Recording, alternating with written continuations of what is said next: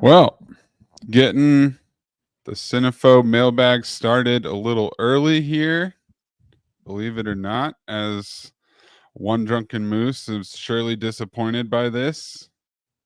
Wondering what's the latest you've ever been to something important? How about 3 minutes early, one drunken Yeah, moose?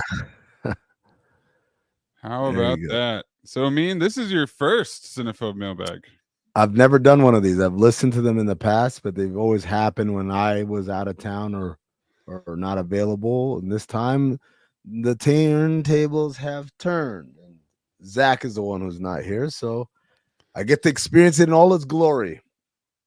Zach's been way too present for a man on European vacation. It's not like the past trips, right? Usually, when Zach goes on these trips, he's off of a cliff. You don't hear from him. You don't.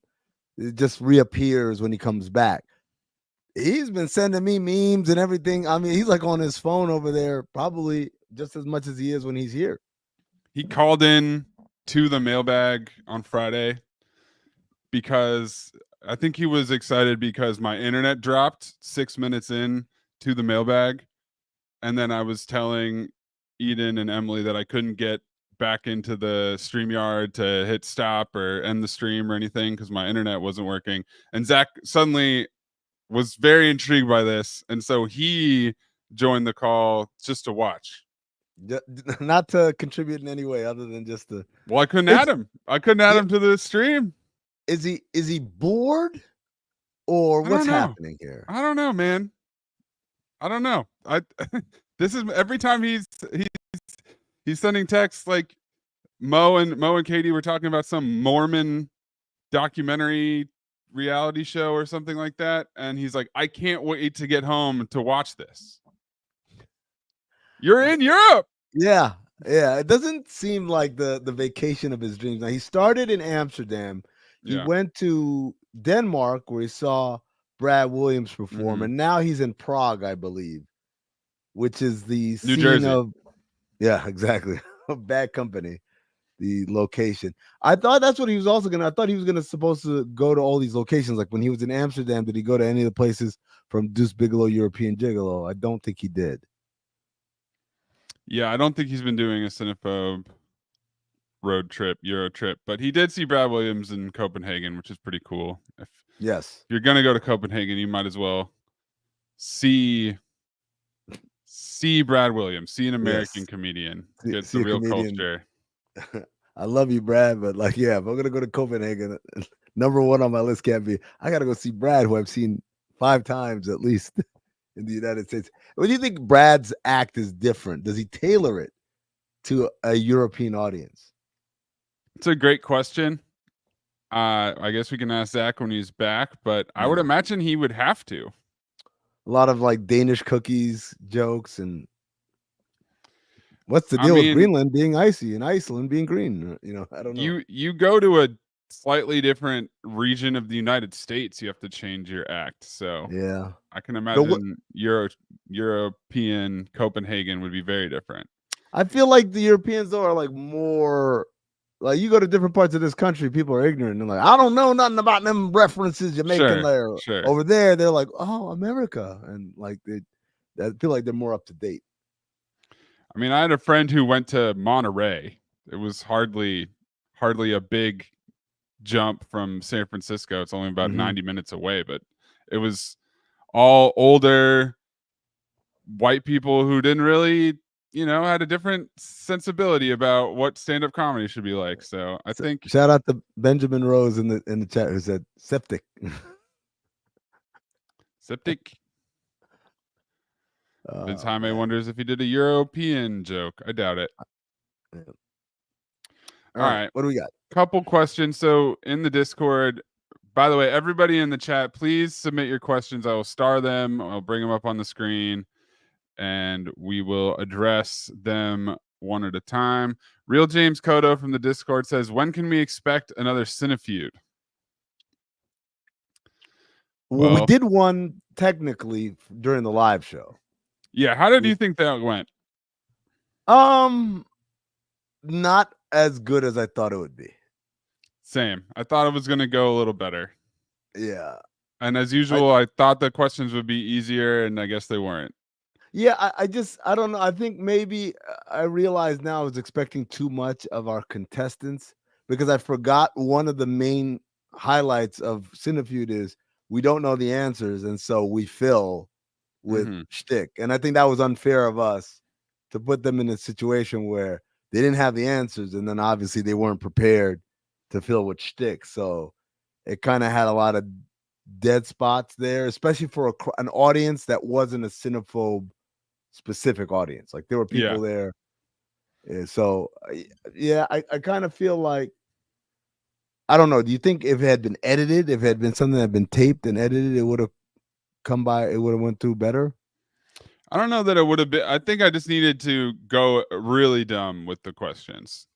Like even if I had, if I had just described like the plot of a movie, or if I had, like trying to come up with things that are even more straightforward, like what's the movie starring, like if it were this week's episode, what's the movie starring Hugh Jackman and Ryan Reynolds, stuff like that. So as always, as always, could have been easier. That's what I tell myself. And then every once in a while, somebody gets all the trivia questions right. I am doing a trivia night on a Monday for the first time, I think, ever tonight. So, oh wow, we will have some Monday trivia. Does the trivia crowd vary from night of the week? Like, does the Monday crowd, is it different from the Thursday crowd? We will find out. I mean, it's been Thursday for a long time, and it's been a pretty good turnout, but they had like a special event for a bakery that they get their bread from last week, so I got bumped. So I wonder how many people showed up thinking that there was going to be trivia, and I wonder how many people will actually show up tonight. So what if tonight turns out to be like this most extravagant bonanza ever, like line around the block and people just clamoring? And do you switch permanently? Do you abandon Thursdays permanently, or do you just say, hey, that was a one-off? It wouldn't really, it would be fine, yeah, if that was the case. But I think like they just opened, the restaurant isn't even normally open on Mondays. Oh, they just opened a month ago. They decided they're going to open Monday, Tuesday, because they normally had those days off. All right. Cool. All right. What else? F. Scott Hollis says, who did the Cinephobe theme song, Shit is Funky? You can also hear the Cinephobe theme song in the Naked Juice commercials that have been playing. But the name of the Cinephobe theme song is From Kinshasa to Paris. Oh, wow. Is the name of it. And I got it off of a royalty-free music site, but it is, who sings it? David Baluto. There is a vocal section of the song. Let's see if I can pull it up here.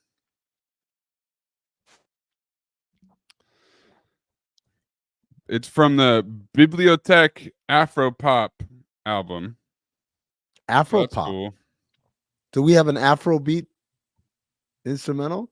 Yep. We had Afrobeats years before Afrobeats became these genre du jour.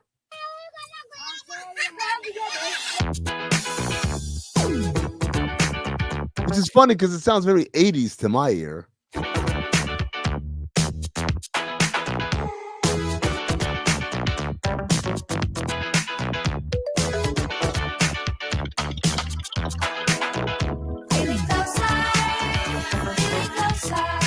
Oh shit.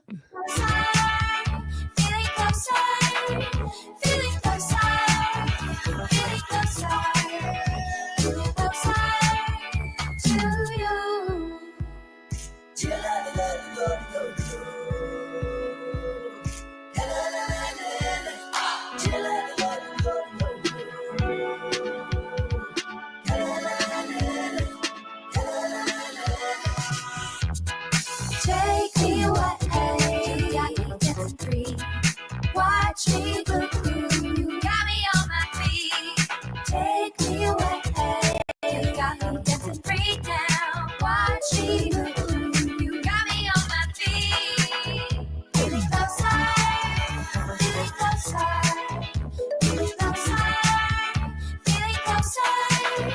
What do they know?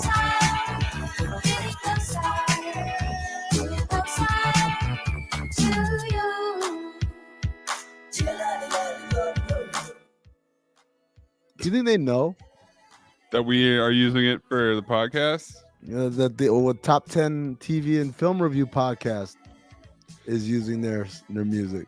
I think Naked Juice knows.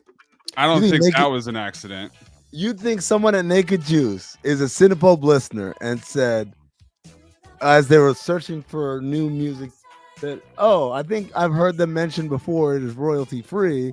Why don't we just get this nice upbeat music? You can Shazam it. I think you can Shazam it. But I think it's too random that it ended up as because it's the same loop. Yeah. It's the non-vocal part. Yeah. It's literally the loop over and over again, which is the same thing that I did. The lyrics. Is that crazy? It's not crazy, but I don't think they're not Cinephobe lyrics. No, they're not Cinephobe lyrics. But yeah, I definitely think Naked Juice is in on this. And yeah, Darkness 3827 says I did play a longer version with some lyrics. That I did blow it out for episode 100. Howard the Duck. What was that? Howard the Duck? Yeah, I gotta go back and listen to that one. Okay. Somebody asked. Here we go. Brusco asked, "Can we only ask Cinephobe questions or any kind of questions? Any kind of questions, folks. Sure. Let it rip." Yeah. Felix Ledesma wants some Martin Lawrence movies on Cinephobe. Why haven't we gone to Martin Lawrence? I mean, that's a good question. I think the answer is, for me, my backlog. He's definitely on my list. I have a list of movies that I want to do, and he definitely has a bunch of submissions on there. It's just, it's crowded, man. Like, I spent most of 2024 or the first half of 2024 trying to canonize all the non-canon movies. And then we got kind of into, hey, pick whatever you want for a few months. And, I was working through my list, and then we started daisy chaining again. So now it's back to, I got to figure out the right angle to work it in. But yeah, you're right. We're going to get some more Martin Lawrence in there. We got to get some more Seagal in there. We got to get some more Travolta back in there. It's been a while since we went to that one. There's a lot. There's a long backlog. What's the top Martin Lawrence movie that you would want to pick? I kind of don't want to give it away. You don't want to give it away? Okay. Yeah. I think I would want to pick Black Knight. Yeah, that's the one where he gets transported back in time. Yes, right? it's the timeline with Martin Lawrence. I'm interested in that. Sure. We love timeline. We love 650 years of knowledge. We love people using their knowledge of the future to defeat medieval knights. All that sounds good to me. Okay. So I'll give one that's not. Hold on, I'll give one. The main one I want to do, which I guess people could probably guess, but let me see. Let me go to my list, and I have it organized by actor. So I'm gonna. Chaz Tomato appreciated you canonizing. Hey, look, and those are great movies. Mighty Ducks. Good episodes, I should say. Quack Attack is back, Chad. Yeah. What Cinephobe episode do you hate the most, and why? The episode. It's probably going to be something from the beginning. Just to hear us not have the formula down is kind of jarring. To hear us be polite to each other is very jarring. Mm-hmm. It's I can't put my finger on. I would probably say Jupiter Ascending, because of the combination of me hating the movie, and also I don't think the episode was really well done. But I think that the episode not being well done is more about we're just too early in our process. We hadn't figured out our voice, so to speak. Yeah, I never really edited the Great White Hype episode, so I'll say that one. Oh, I haven't heard it. So that one is a Patreon. It's a St. Patrick's Day exclusive, and that is when Jade's nephew Lucas was sort of my intern for like Uh-huh. 3 weeks. And I was really busy at the time. So I asked him to do the Great White Hype episode. Mm-hmm.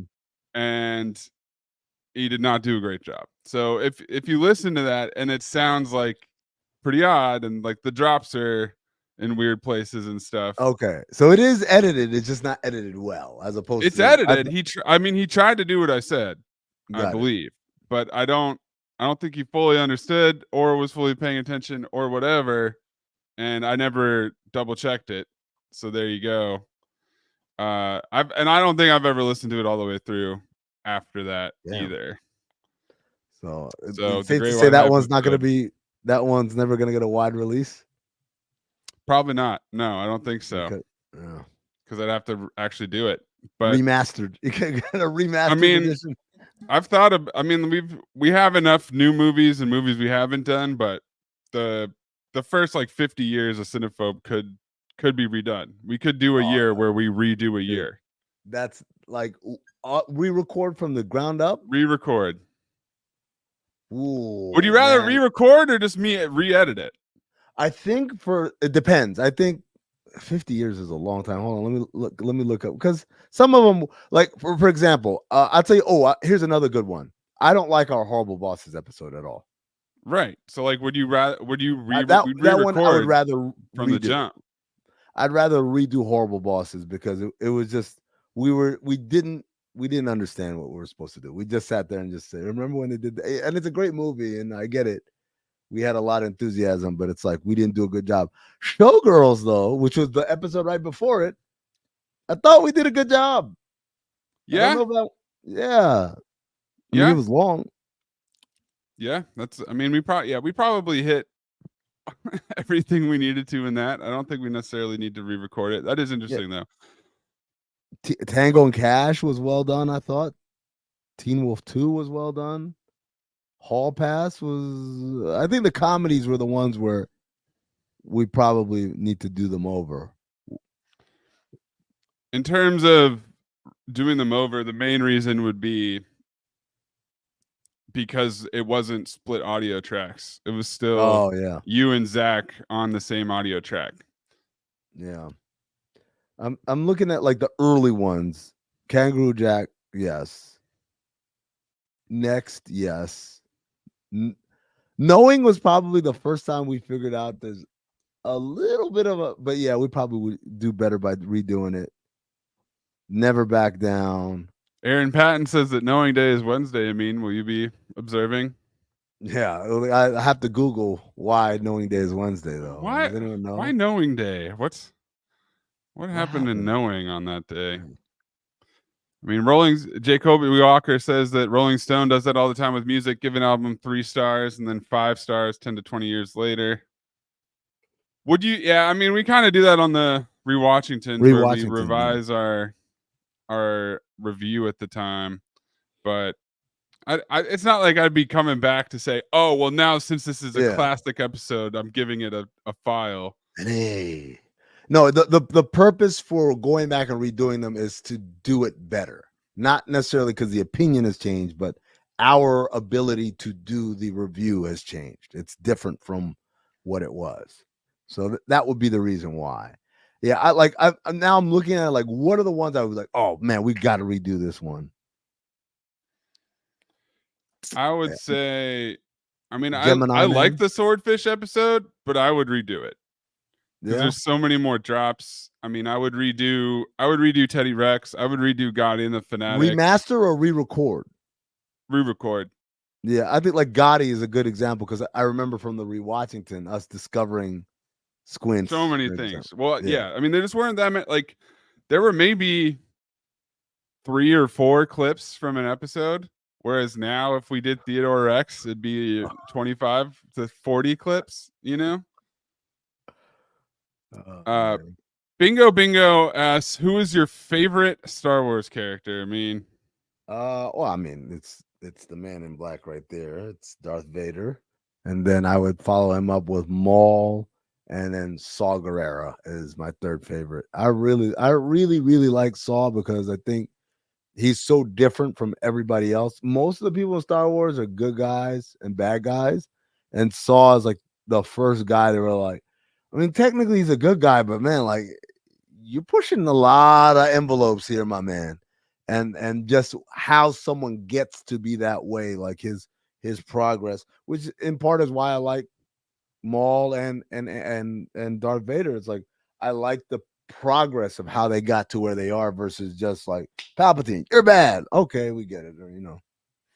Yeah, when Darth Maul came on the scene and I was 10 years old at my 10th birthday, that was a game changer. I definitely had a plastic version of his double-sided lightsaber and thought it was the greatest thing ever. Lights up.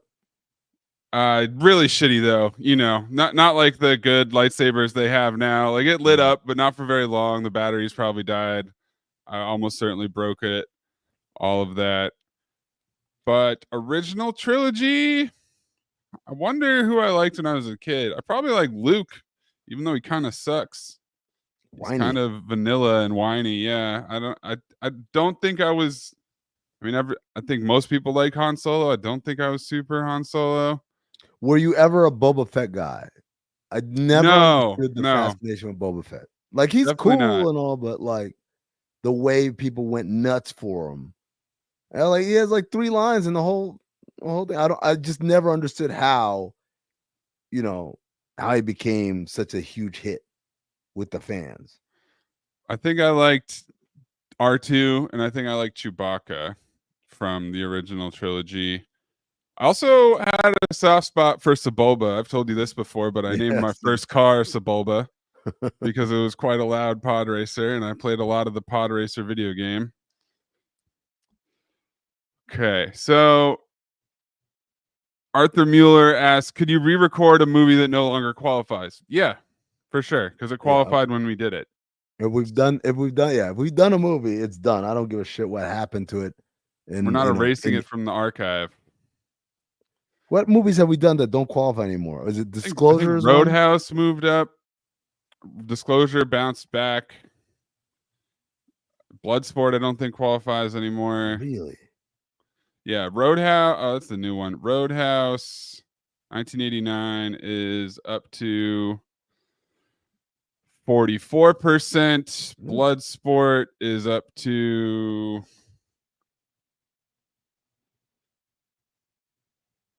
48. Damn. Wow. Bloodsport has had 1, 2, 3, 4 positive reviews since 2022 and 1 positive review in 2020. So it's been a real changing of the tides around Bloodsport. Thank God. Vince Jaime is exactly right. I finished knuckle puck practice for an hour and then went to lightsaber practice. I had a very busy extracurricular schedule. Knuckle puck. Dog, your dad must have been going crazy, man. You're just fucking up the inside of the house. Just sliding around on my socks, playing sock hockey, practicing the knuckle puck, shouting, "It's knuckle puck time!" Damn. Parenthood, man. I swear to God. Okay. Nick Newport Jr. says, I went through and watched episodes that I had already seen the movie. Some I watched for the first time, then hit the podcast episode. Have yet to watch one during. That's not really a question. No, it's not. It's a comment. No, thanks, Nick. Okay, we did Star Wars character. Arthur Mueller says, what sport would you use if you went back in time to the 1300s? Shit. Besides soccer practice. Besides soccer, the slide tackle. Imagine if you had a basketball in the 1300s. Do you think you could impress them with the basketball with dribbling tricks, or like they wouldn't, if you shot it into a basket, no one would care. No one would care. They wouldn't find anything impressive about that. I wonder, maybe frisbee? Like you just threw a disc and like they go, ooh, you know. Yeah, that's interesting. I like that. Most sports aren't impressive if you think about it. Like they're designed to stop people from fighting and, you know, killing each other. So they're purposely like less That's impressive. If your entire society was built on who can whoop my ass, like I don't think any sport action would impress them. Like, I know it would. A gun. yeah, there you go. Shooting. That's what exactly. I would go to 1300 with the machine gun and just Check lay this there. out. Check out this wizardry. Like what was it, Time Cop? Yep. It just, dude, man, I wish they'd done that movie. That's a question. What movie would you redo, like if you had the opportunity to? Like we would make it. Yes, like we the would remake. make it. We would, yes. Yeah, Time Cop's a pretty good one. Cause we both wanted this. We wanted a whole lot more time hijinks. Time heists, man. Like if you think about Although those, I gotta say, I don't know. Did you watch Time Bandits at all on Apple TV? No. So like Taika Waititi and Jermaine Clement, they made this Time Bandit show, and it's kid friendly because the main character is a kid. So, but the premise is that they go to different periods of time, and you know, they go to medieval Europe, and they go to ancient Egypt, and all that shit. And what do they do? They just kind of like try to steal shit and talk to the people there and talk to the rulers, and it's really not that exciting. So that is kind of trying to do what I'm asking for, and it doesn't necessarily pay off. So Darkness 3827 says remake American Ninja with Steve James as the lead. He is the lead. Why do we need to remake it? there you go. Problem solved. Ben Terry says, what movie shocked you the most that it fell under 40%? Doesn't have to be a movie that you've covered to this point. Well, I mean, I think the obvious answer for me is Twins. I legitimately thought, no, there's no chance Twins qualifies. And then we looked it up and it was I still to this day don't understand how Twins ever qualified. I understand how Bloodsport could have qualified. I understand how Roadhouse qualified. I thought Twins was just like, I mean, you think about it, like it made DeVito and Arnold rich beyond their wildest dreams because of the deal that they cut on a napkin, in essence, to get a cut of the gross the first time that kind of deal had ever been done in Hollywood. How could critics not like that movie? What's not to like? I'm gonna go with the entire Broken Lizard crew. I get how some of them might be under, but like Beer Fest and Super Troopers, I don't think that should have been done. But I think that shows that people don't like comedy. But even then, there's still plenty of comedies that are above the bar. I find that a little surprising. I mean, Horrible Bosses, you could say, but like those movies, like Horrible Bosses 2 and Hall Pass and Heartbreak Kid, like I find they're some of my favorite movies. They're hilarious, all that, but you can always lean on like, oh, you know, comedy's subjective, and that's why the critics didn't get it. Yada yada yada. I stack like Twins. I just don't get how they didn't like it. Benjamin Rose, I think, is saying something about Judge Dredd not being on the Apple feed, but it is. It's called episode 200. So if you see episode 200, that's Judge Dredd part 1. Because if you'll recall, if you listen to the episode, it is a misdirect. And episode 200 was not announced. So then when we got to episode 200, you get into it, Mike Ryan appears, spoiler alert, and there you go. So Judge Dredd part 1 is episode 200. One Drunken Moose asks, Zach is a bastard man. Why a mean hate? Editor's note, I got no fucking clue what this means. Thank you, Darkness. I don't know what he means either. If anyone can... It's Charlie. It's Charlie saying Dennis is a bastard man. Why Charlie hate? It's because you guys do radio together for multiple hours a week. So this is a serious question and not just a Sunny reference. You reject it? Yeah, I don't think I hate on Zach. I'll tell you what, talks a lot more shit about me when I'm not around than vice versa. Yep. Chris O'Keefe asks, if you're an American when you go in the bathroom and American when you leave the bathroom, what are you in the bathroom? Fucking your mom. Well, sorry, Chris. I don't know if that was the It's answer a you riddle expected. that I can't What? follow. I think he wants you to say European when you're in the Ah, bathroom. But European. I like fucking his mom better in every way. When on a road trip, from Steven Sanchez, who is in control of the music entertainment? Driver, co-pilot, or owner of the vehicle? If you own the vehicle and you're not driving, what does that mean? You have a driver, or like you it's guys are not your just shift. it's not your shift. I would say whoever's driving has control on a road trip specifically, because the whole idea is like, I don't want to get tired, I don't want to get sleepy, I don't want to get bored. So play whatever keeps me engaged.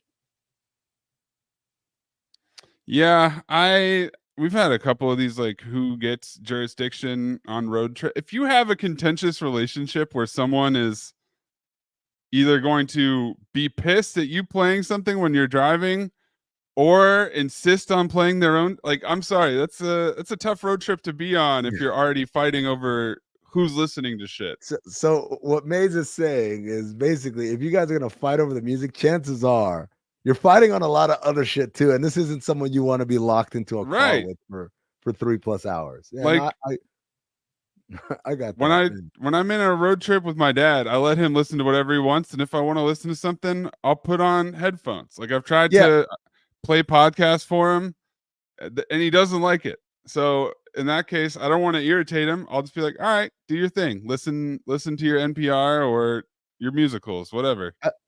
I feel the impossible dream. I feel like maybe, is this a 21st century man problem, or is this excuse me, a 2020 CB problem?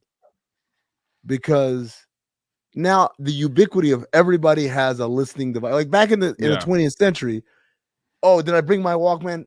I forgot. Oh, the Walkman ran out of batteries. Oh, how many CDs or how many tapes can I, like, it just wasn't convenient enough. But now I literally don't have to engage at all with my environment. I can zone out and put on whatever. Yeah. I think it was more contentious if you only had CD disc changers, like Jacoby Walker said, or tape decks, or you had to listen Yeah. to the radio. And if you're listening to the radio, the passenger is probably like playing radio roulette and trying to find Yeah. something and then changing it. So it's not And going to be that long anyways. not to mention when you exit like the zone and it's like, it's still fuzzy. Can I still hear it? Can I not hear it? Like, when do you give up on a radio station? That used to be a game we'd play in the 20 CB. Bingo says that he listens to Cinephobe on long road trips. Had to start wearing earbuds because you guys are not family friendly. We know. Yeah. Thank you for wearing earbuds around your family. The disclaimer starts every episode. Don't let not your a kids joke. listen. Yeah. That's real. And then there are the people who don't care and do it anyways. I see Belly Vince Platter, your best Oh, friend, yeah. Amin, asked, Mhm. did you expect the pod to last this long? I definitely didn't have any concept of how long it's gonna last. There was a thought I had that, like, what if we run out of movies? That was very early. And then once we got started, like, oh, we're never gonna run out. Like, we are never going to run out. And it's not, we're never going to hit a point where we're doing obscure movies or like Tubi movies. We don't have to, because there is an endless fountain of shitty. I mean, I feel like I'm just gonna turn into to Gabriel from Swordfish, right? Just How many? unremarkable shit. Did I expect it to last this long? No. I mean, I guess probably when we got to 100, I started thinking, how long can we push this thing? But for the first year, probably for the first 50, I was not necessarily expecting it to. I figured, I guess, at any point we might decide not to do it. I think it's crazy because so few podcasts have longevity, right? When you start thinking about it like that, like what are the podcasts that have longevity? And then of those podcasts, which one of them put out an episode every single week? We haven't officially had a week off since we started. Yeah. I mean, And it's basically because we had a backlog. So if we took a week off, it's because it's a repeat. yes, like we can you Zach can take a week off, but the podcast lives on. And I know people sometimes say, oh, but that was a Patreon episode. It's like we got what 300? How many Patreons do we have? And of those people, how many are like listening to Cinephobe? Because some of them are Patreons for other parts of the Count the Dinks family. So when you start to think about it, it's like a Patreon episode at best gets about 300 some odd downloads, right? Truth Teller says that hat needs a week off. Hey man, it's hat week. So the moment we take a Patreon episode and make it public, we're basically blowing it out. Basically, it's you're getting 10 times as many ears on it. So yeah, like every week we're putting out new content for the majority of our listeners. Yeah, and there's people who don't like the 2-part episodes. There's people who say just take a week off instead. There's people who say don't put the Patreon episode there, just take a week off instead. No, because if we put out an episode, it keeps the train rolling. Like we need downloads, we need clicks, we need advertisers. So like all that needs to keep going. That's why there will always be an episode every week. And the algorithm rewards consistency. So, but yeah, in terms of podcasts having longevity, like Ian Carmel and All Fantasy Everything have been going for 8 years or something like that. Like they've really been going. And that's one of the few podcasts that I listen to that's not just like, Talking Head X, that actually has like a group of people coming together to make episodes every week. We started in 2018, I want to say. Fall of 2019. Is that oh. Because I know whatever you see on Spotify is not the correct start. Yeah, because it started on Patreon only, but we recorded Kangaroo Jack 2 in May 2019. May 2019. So we are, what's that, 5.5 years old now? 5.5. Yep. Or, putting up numbers. Truth Teller says, is this the pod that y'all look forward to compared to all the other work you do? Probably not for me. This is the pod that you got to do the most work on. Yeah, I mean, compared to all the other work I do, I do by far the most work on this. So I don't know. It depends, man. If the movie was like Karate Kid 3, yeah, I look forward to it. Yeah. If the movie was, Men at Work, not so much. It's it doesn't end up being like sometimes it's like, okay, I have to watch this movie and I kind of dread that, and then I have to record and I have to hear praise for something that was a piece of shit. Like, yeah, that might not be something, and then I have to circle back and edit and listen again to that. That can be bad. I think I think I would say, yeah, it's the one that I look forward to the most. Mostly because it's funny how often it comes up in conversation where I can quote a movie that's terrible and not obscure, but like, yo, I haven't even thought of that movie in 100 years. What made you even think of that exact quote? And I'm like, yeah, because we just did it for Cinephobe. Mm-hmm. So there's a part of it where it feels like I can use this in my everyday life. And I think the other thing is just the surprise that I don't know what I enjoy more, when we all arrive at the same conclusion about something independently, or when we have 3 wildly different takes on the same thing.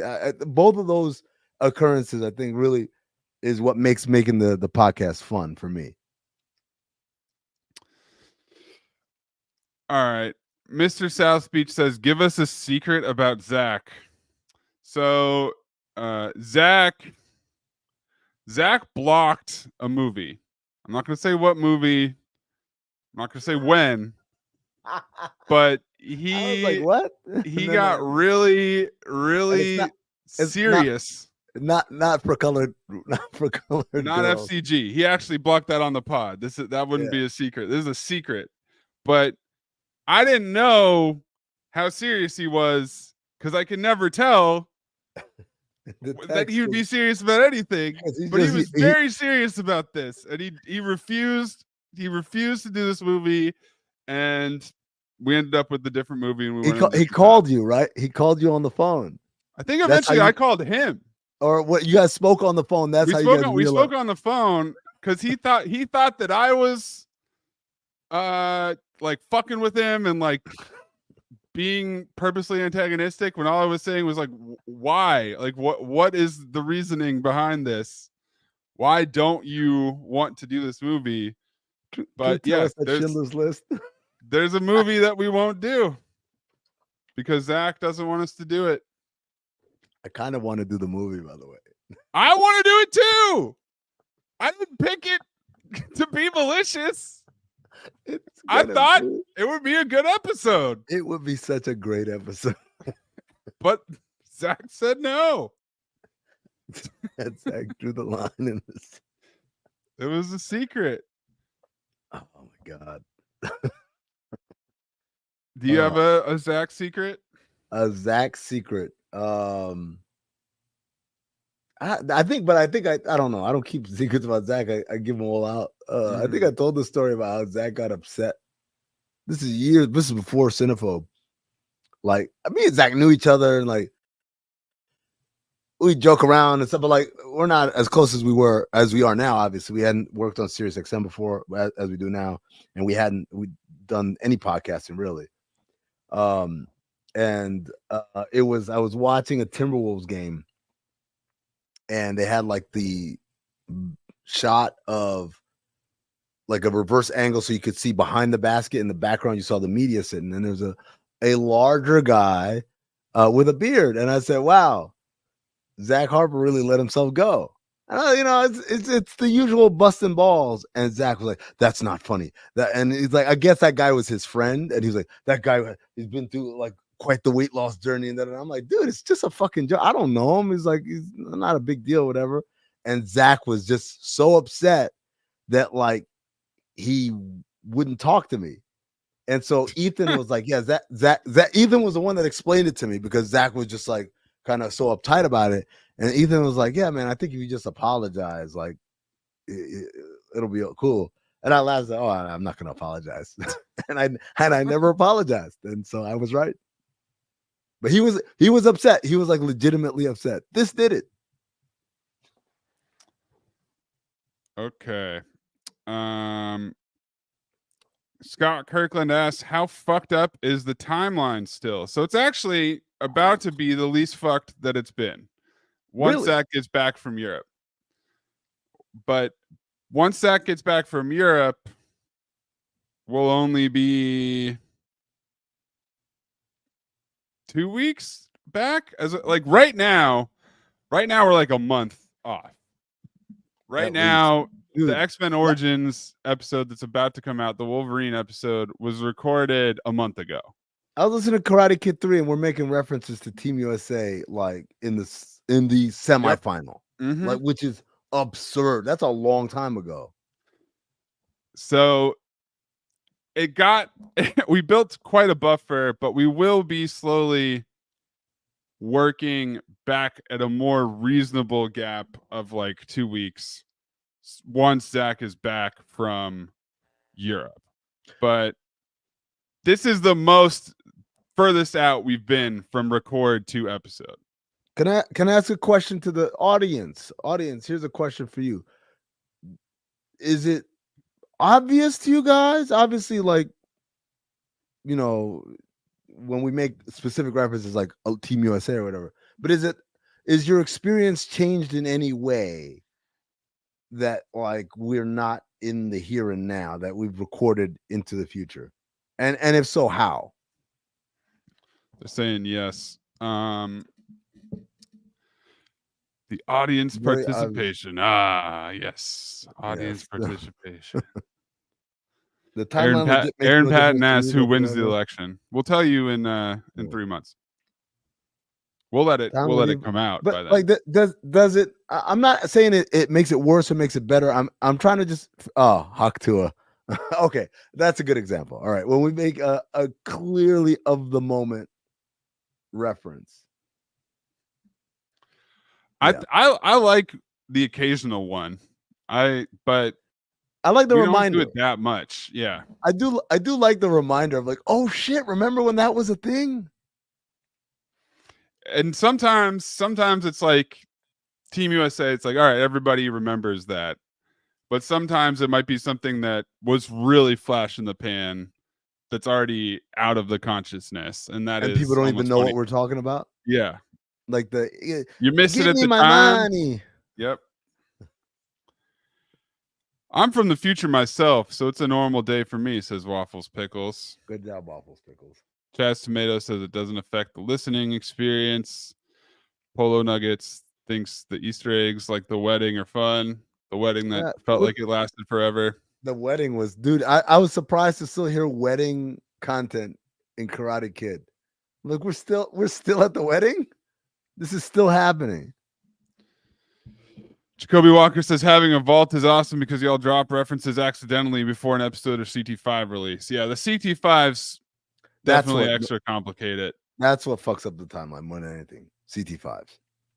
But what was since it that a lot of the Cinephobe is evergreen, having a topical reference also kind of marks it in time if you're listening years later, you know? So that's kind of cool. But there's not too much of it. What do you think? I feel like something that happens a lot. The biggest issue is when doing CT5s and you want to rank something from the movie we just did.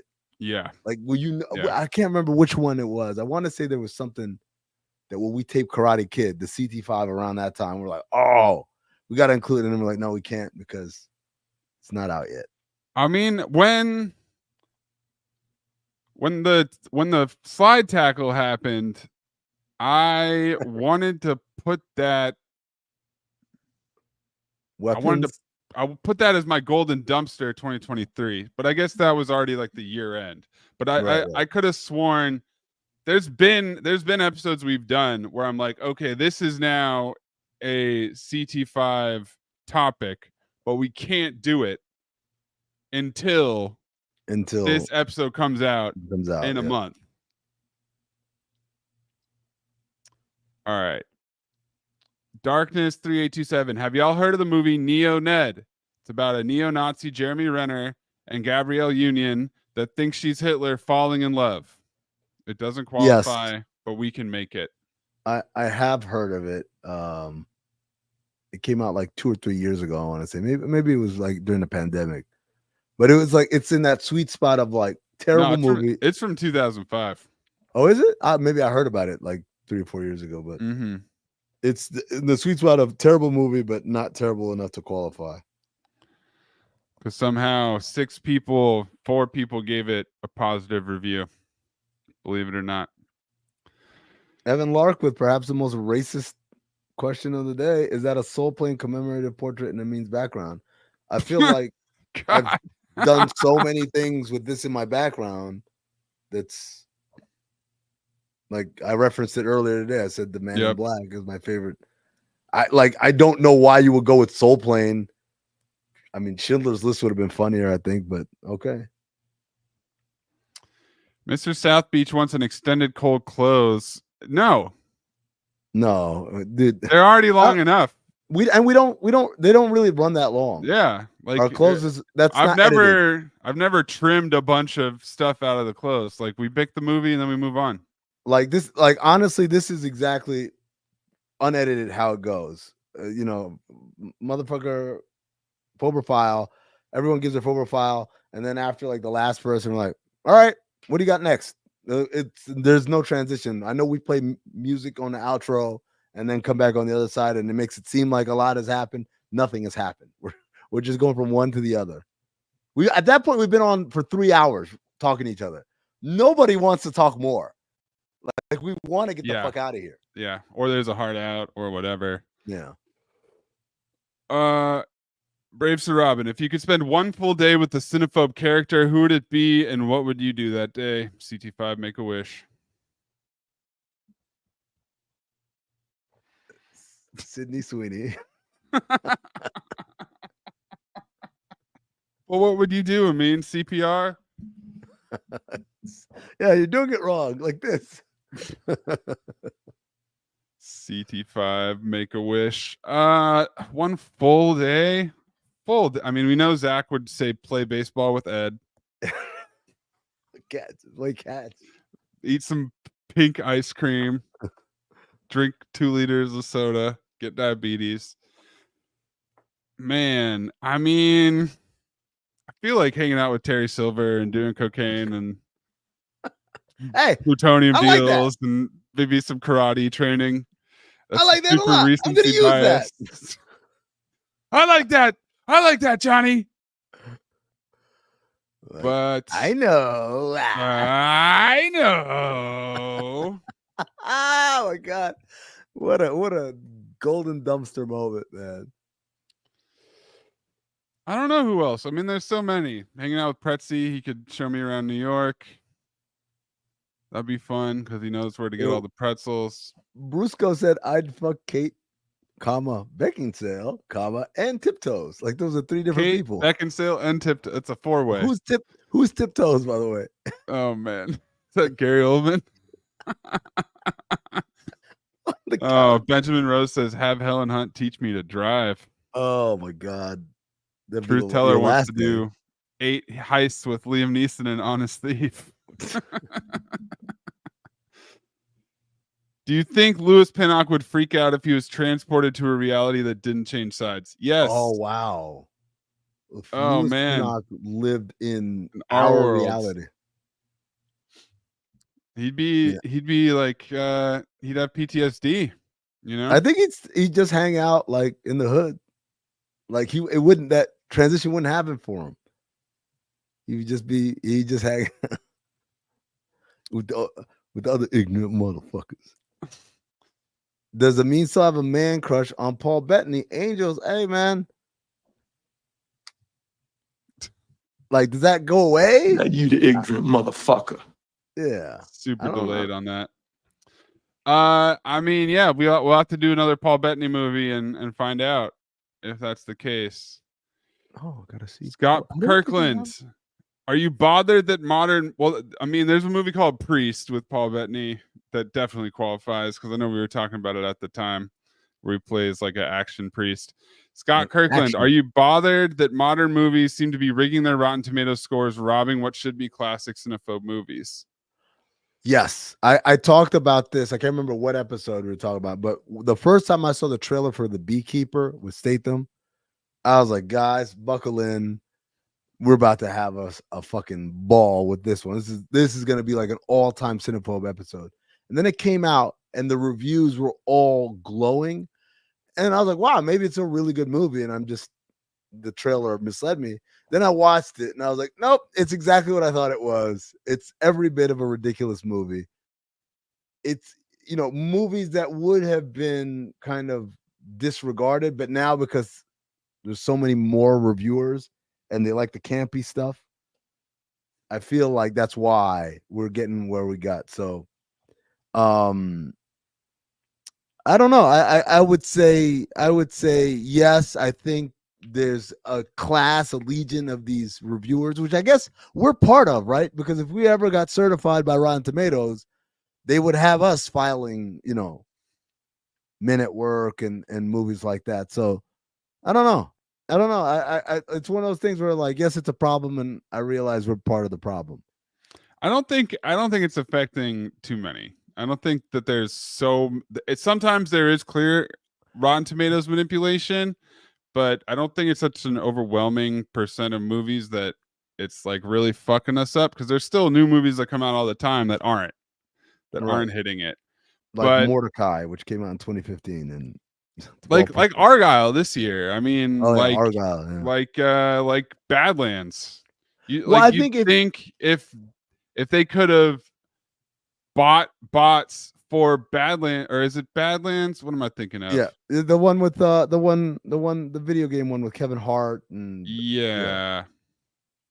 Borderlands. Borderlands, not Badlands. So, But I would say why this. did that get bad reviews if it's I think got a bunch of when money it's behind it? big budget, like Hollywood put its muscle behind it, no one likes that. Like Borderlands, they clearly trying to rip off IP and shit. Argyle, also kind of an IP driven big blockbuster budget, whatever. I think a movie like Beekeeper, it kind of knows what it is. It's not trying to be this huge blockbuster movie, and so as a result, it gets more of the benefit of the doubt, I think, from the reviewers, that it wouldn't have gotten like 20 years ago or 15 years ago. Yeah, Benny's got a lot. Shit, I gotta go through these. Is it a compliment that I fall asleep listening to old episodes of the pod, says Aaron Patton? It's always surprising to me that that's somebody's sleep show, because it feels like it's pretty hectic. I like to listen to boring podcasts when I go to sleep because I'm trying to fall asleep, but we appreciate it because it spikes those numbers. Yep. If all of you want to go to bed and just turn on Cinephobe when you go to bed, I'm with it, man. Just play it for 8 hours while you sleep. Yep. Don't even have headphones in. Just play it on mute. Yep. That works great. Okay. From Foresight, what is the most ridiculous thing you have bought just to show support towards a musical act, artist, potential partner, podcast collective, Derek, spelled quite oddly, etc.? Show support. I mean, you buy a lot of merch and shirts and stuff. Yeah, I mean, most of them aren't ridiculous. I was gonna say my banana shirt is probably pretty ridiculous, but I wasn't doing that to support so much. I was supporting our podcast.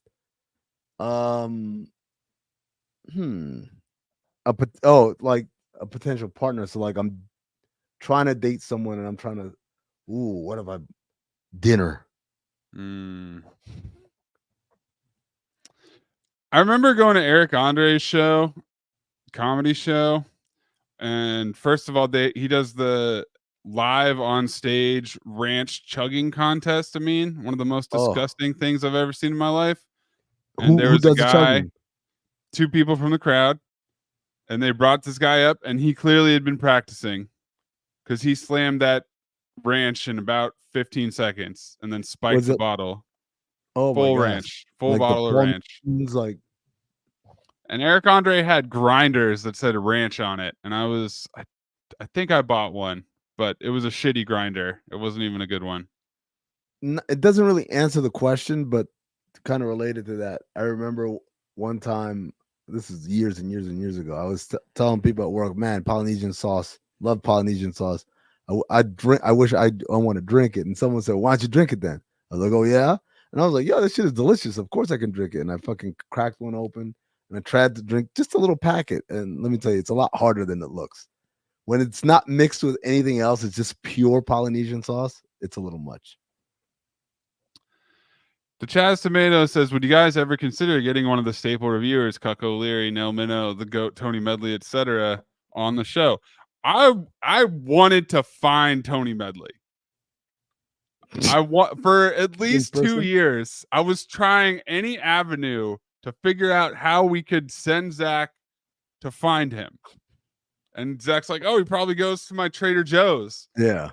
And all that shit. But absolutely, like Cuck O'Leary, Tony Medley, Caffeinated Clint, yeah. Brian Orndorff. Like, oh, that fucking. What's Michael Dacina? I'm open to any of them. If anybody wants to reach out to any of those guys and say, hey, you're a low-key celebrity on this podcast that I listen to, we encourage that for sure. I did have there was one reviewer guy that followed me that I messaged and I tried to convince him to give something a bad review one time. so that we could get it to qualify. I think it was Zorro and the Gay Blade, and he didn't do it. Did he say no, or he just didn't do it? I just like didn't follow up with him enough, and he was like, yeah, for sure, and then he never did. Oh, okay. Probably ruined the relationship right there. 100%. Also, he was like only into horror movies, so I don't think he was going to watch that for us. What are the conversations you guys have had to justify watching movies above the 40/40 score limit, if any? Trip TV, we haven't done it, so none. Yep. And It's something we get a lot of questions about, but we've never done it. I personally have learned to love that because now it allows me to watch movies. Like it's really hard to see a movie and be like, I want to watch it, and then see it's like 39%. I'm like, well, fuck, now I should probably save it because otherwise I don't want to have to rewatch this again like in a month or whatever. So when I see a movie that's like 60%, I'm like, oh, perfect. I can watch this and not have to feel any guilt that I have to kind of like, oh man, I gotta keep notes on this or whatever. Mr. South Beach wants to know, when is Dan getting on the show? But what movie would you pick for Dan Le Batard? Ooh, that's a good question. What movie would we pick for Dan Le Batard? Dan's problem is he doesn't like any movie that's like not based on any sort of realism. So any sort of sci-fi, any sort of fantasy, any like none of that. Like he needs like the movies he'll watch are like Schindler's List. No, you get what I'm saying. What if we got Dan to do Walking Tall with The Rock and clip That's a movie. What's the end game spent 59 times in the episode? Just keep running the drop over and over again. Yeah. Where did this one go? Iron Salamander asks, will you have Neri Sands again? Absolutely. Neri was a great guest. I wanna peel back behind the curtain. The guest episodes are very long and hard for Mace to edit, so we've purposefully like taken our foot off the gas on guests simply because just to give Maze a little bit of peace of mind here in the summer months. We're gonna have guests again. It's coming back, and Neri's he's solidified himself as repeat offender status. Yeah, it's tough because we want to have guests, but we also want to do the normal process for a movie, and both of those things add up to just a lot of recording. So what we've been doing is like the hour-long session with the guests that kind of like recaps the recap. Like there's a little redundancy there. It's not perfect, but I think we have, there's guests like Roy who have been on so many times and know the show and know what we do. And then like anytime there's a new guest, I'm a little trepidatious about it. But I think Neri would be solid to do the normal rundown with him. Do you think we should go back to, and this is open to the audience as well, what do you guys think? Go back to the addendum episodes where it's not kind of embedded into the main episode, but it's just something that we do like a second episode that week of, kind of like what we did with Stugatz and who else did we do? Oh, Valerie. with Valerie, yeah. Yeah, I mean that's kind of what we've been doing, but it's just the part 2 is the addendum built in. Yeah. But yeah, I've thought about like it might be cool to bring somebody on to talk about like a couple movies that we've already done in the past, and right. get more of a roundabout. But that is always something we're trying to fine tune.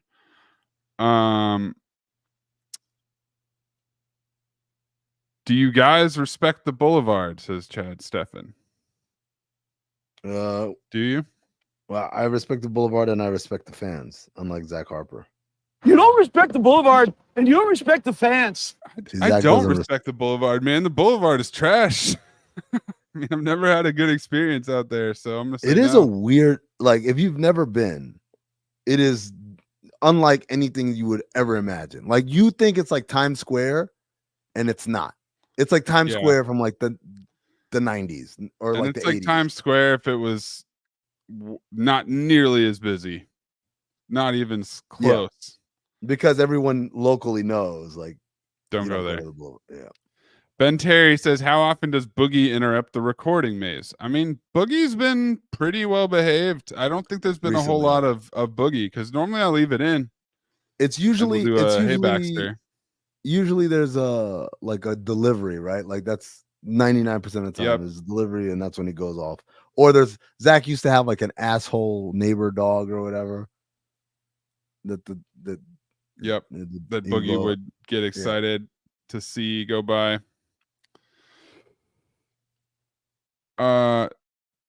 What happened to the For Color Girls episode? Asked 6323. I mean, it got blocked, man. Amin and I both took notes and watched it, which is still just a bummer for everybody Zach Harper. involved. Zach Blame Harper him. happened.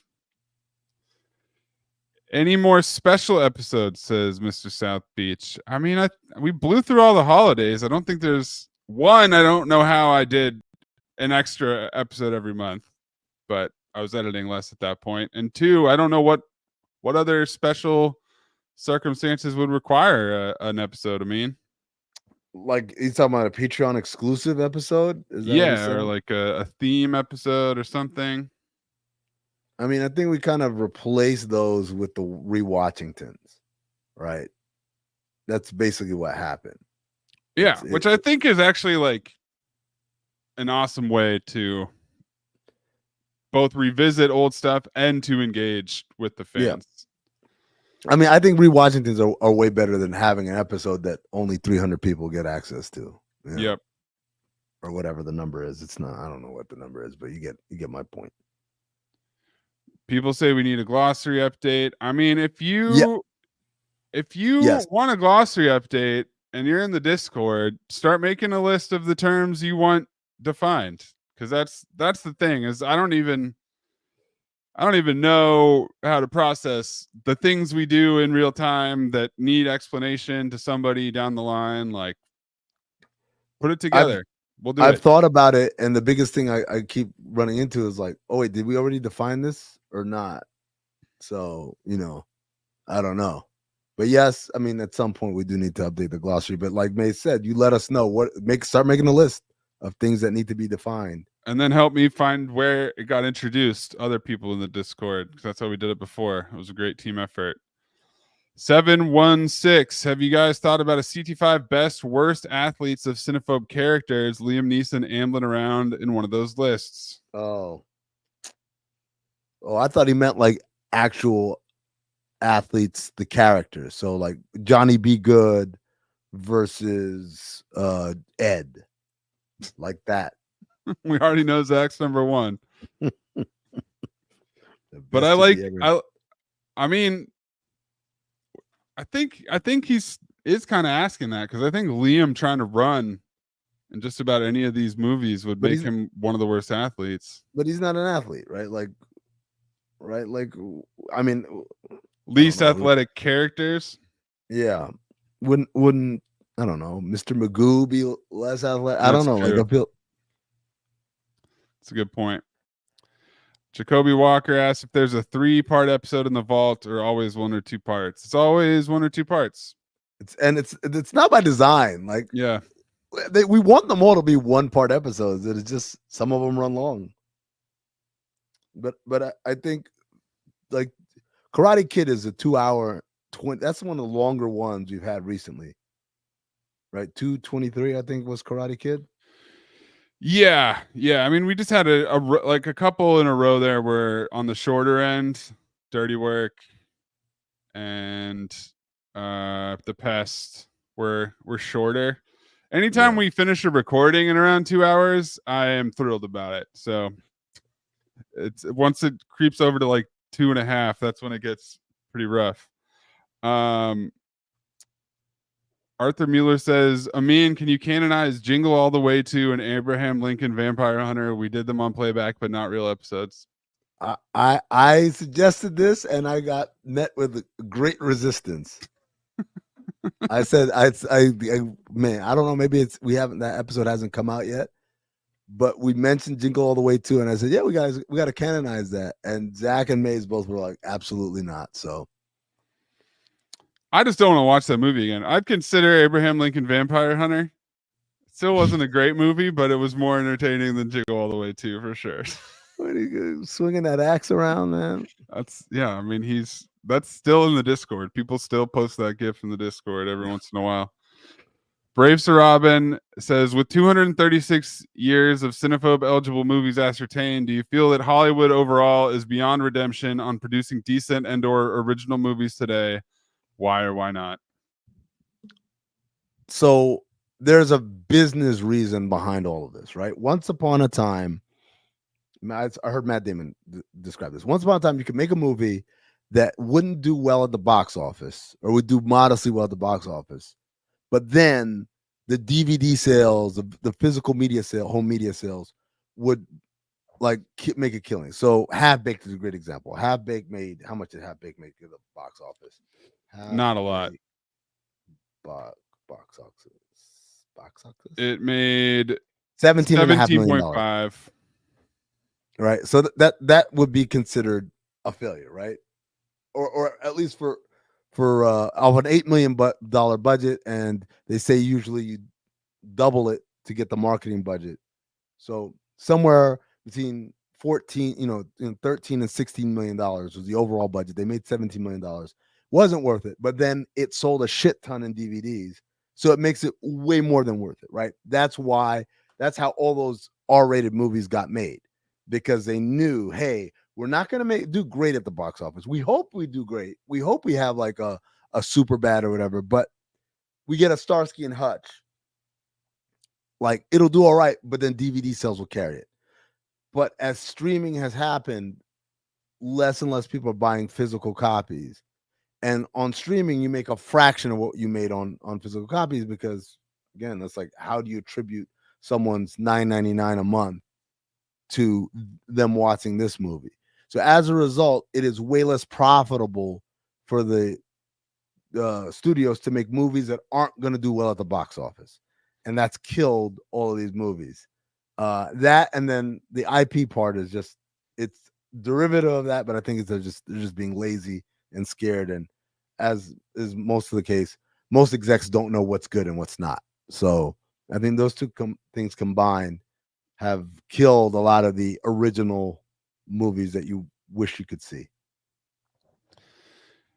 I mean, I think with most of this stuff, it's just so far down the line that changing the fundamental processes of how movies get made is pretty impossible. Like, I think independent movies are still getting made, and there still are the margins of this stuff. They're just getting smaller and smaller every year, as like Amin was talking about. Like, things have to be designed to fit algorithms that people think people will go to the movie theaters to see, and that's getting harder and harder. Streaming is not lucrative. Like, the whole Disney Plus emphasis on streaming that happened in COVID has cost them almost billions at this point. Like, things getting produced highly expensive that go straight to streaming, and then that doesn't really make any money for them. Like, people have Disney Plus already. It's not like people are signing up just for Disney Plus to watch The Acolyte, for example. So I don't think that it's beyond redemption, but I think they're just harder to find, and there's less attention being brought to them. The Chaz Tomato wants to know if the Patreons will ever get to choose a movie again. No, Ike fucked it up. Sorry.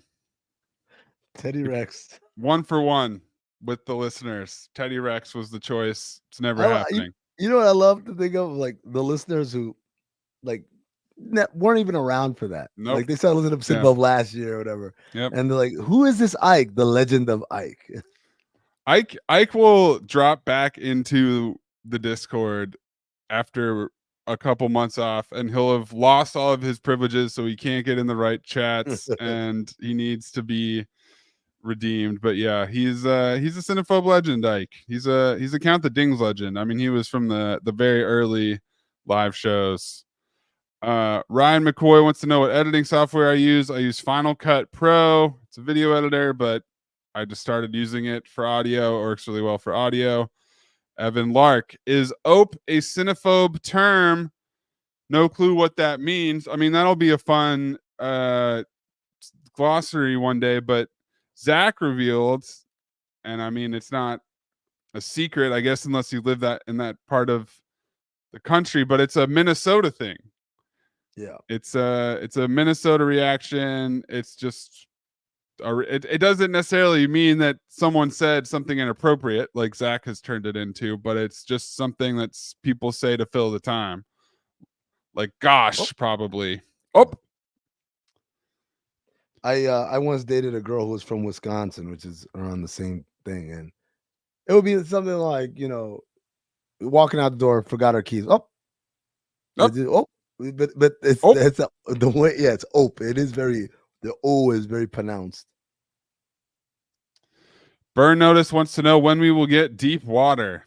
That's that horny Ben Affleck movie. Well, he's single again, guys, so maybe we'll get to that. Darkness also wanted to know, could you please add in Whitest Kids You Know clips to the show? Some great ones, particularly The Grapist and How Lincoln Really Died. So that's a show I never watched. Yeah, unless I watch it, I'm not going to have the frame of reference to clip it in. I appreciate you sending the clips in later, but as we've established, that could be months later. So it's not really going to get it in time for the episode. Chris O'Keefe just finished the Scary Movie 3 episode. We hated that episode. We sure did. I can't even remember. I haven't listened to that one. But that's still the first Scary Movie that I watched. Oh, and the only? Or have you watched more since then? I've watched the original since then. Is there any movie so bad that you refuse to review it? I mean, I said that Zach secretly blocked one, and Amin has said that he doesn't want to do. Well, he doesn't want to do too many that How Did This Get Made has already done. Well, I don't want Mac and Me is like Conan O'Brien had the whole thing where they kept playing it. All I just red. feel like Yep. It's been done over. Same thing with The Room. Not the it's The Room. Yeah, The Room. Yeah, the Room. Like they're just like I find more fun in us finding these movies than finding something that's just out there that's already had the works done to it. So we can do obviously this crossover between us and How Did This Get Made. I just saw they just did a Troll 2 stream last week. Yeah. Yep.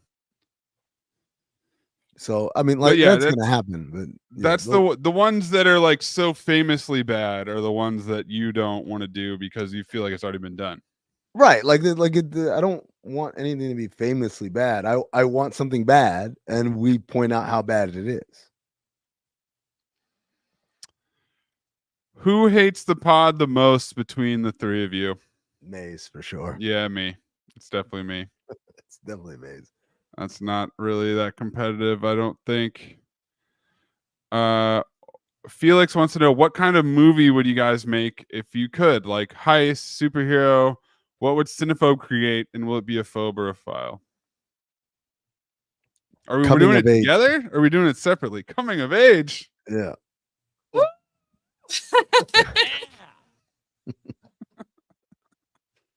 I think a Cinephobe heist movie is the right answer. I think we need a crew, one last job. Come on, all the tropes. Dangerous Nights, exposition. That's one I think we could collaborate on. I think we would all have good things to bring to that. Because, like, would you say Horrible Bosses 2 is a heist movie? I mean, I guess it's a kidnapping. Like the first one, I guess, is more of a heist movie, but they're both heist movies, heist comedies.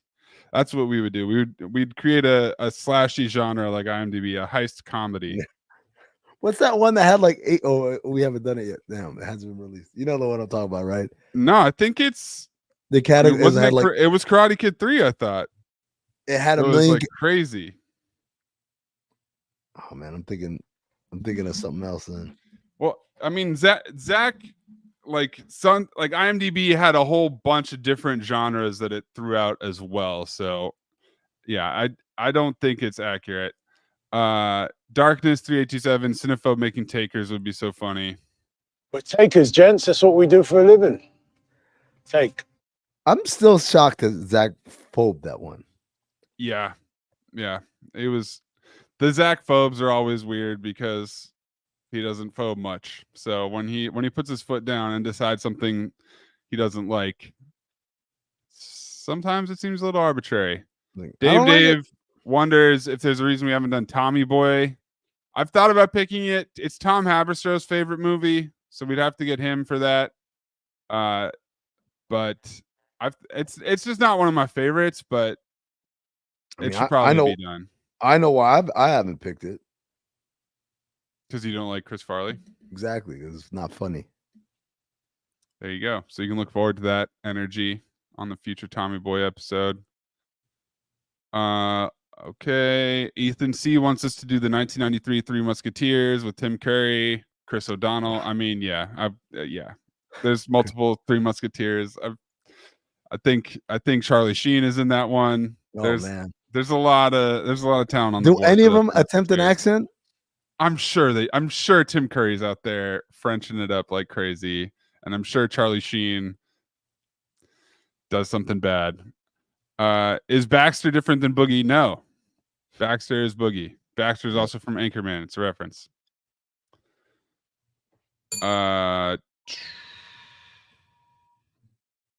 How long does it take for you to edit the pod? A disgustingly long amount of time. I'm spending too much time on it, for sure. I should spend as much time. He shits on himself when he does it. I sit in my own filth. Was there ever a movie that you thought wasn't good, but the premise alone was great?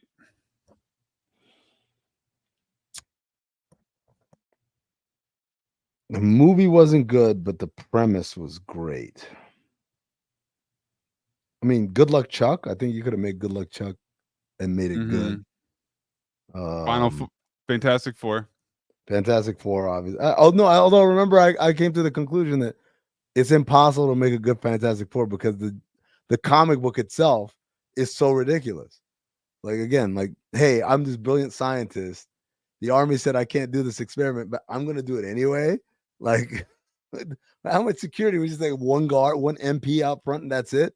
And then my girlfriend says, hey, if you're going to do this, I can't let you do it. I'm coming too. And then her little brother says, hey, I can't let my sister. Like, it just doesn't make any sense whatsoever. I remember thinking that maybe 3,000 Miles to Graceland would be good. It really wasn't. Reindeer Games could have been better. Reindeer Games. Smoking Aces seems like it should have been cool. Yeah, man. I don't. In terms of like pure premise, usually that is if the premise is that good, like I think this premise for Sudden Death is super good.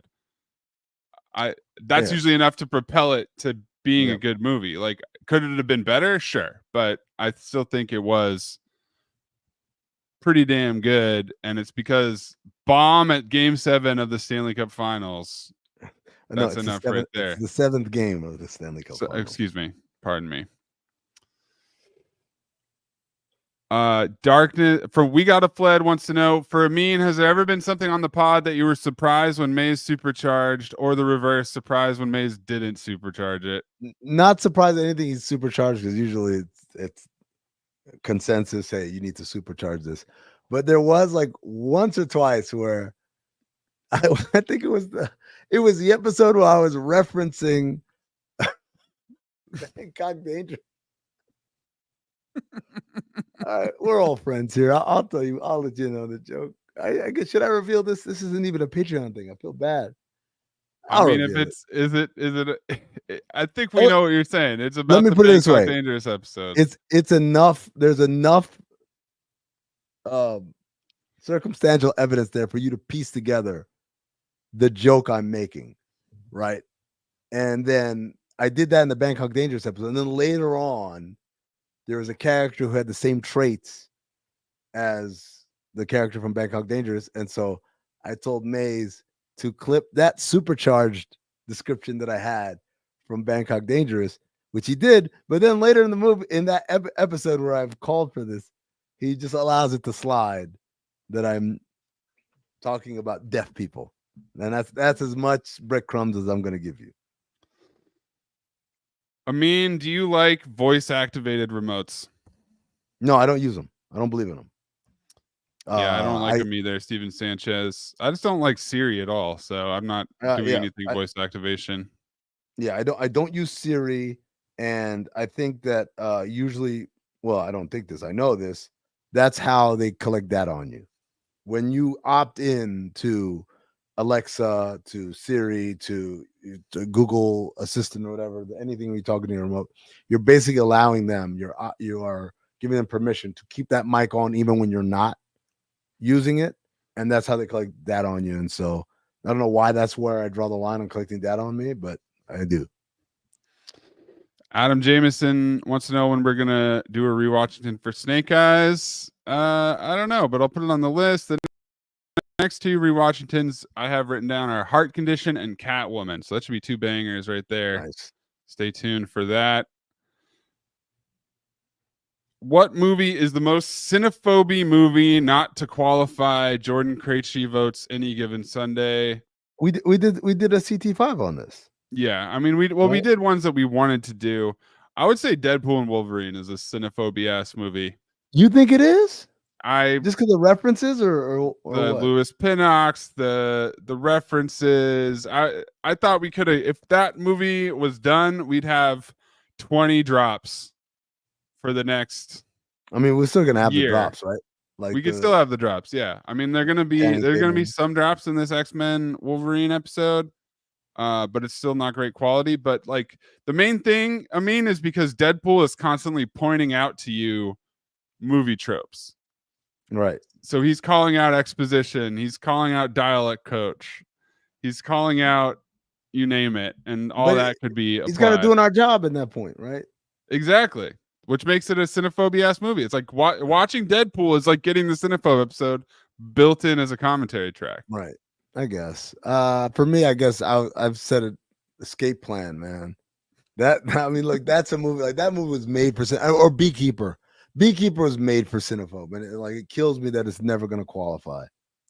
Darkness's pick is The Fifth Element. Great, but there's so many Cinephobe type things like Ian Holm calling Bruce Willis by his real name rather than his character's name. He calls him Bruce? I don't remember that. I don't remember that either. They Trip TV wants us to do Enough with Jennifer Lopez. Yeah. I mean, we'll really enjoy that. It's on the list. Let me just say, it's a very robust list, folks. And the chat tomato says, "What is Rebel Wilson's character's name in Cats?" I mean, y'all do this to me every single. I don't know. It's Jenny Annie.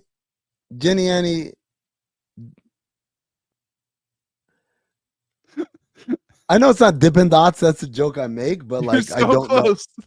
Jenny Annie Dots. Jenny Annie Dots. Oh, really? Okay. I was gonna say Panty Dots. Sure thing. And that is how we will wrap up this third Cinephobe mailbag. Thanks to everybody who submitted questions and who joined us live on YouTube. Thanks to Zach for going to Europe and giving us the opportunity to answer these questions. For Amin, I am Mayes. Catch you next time on Cinephobe.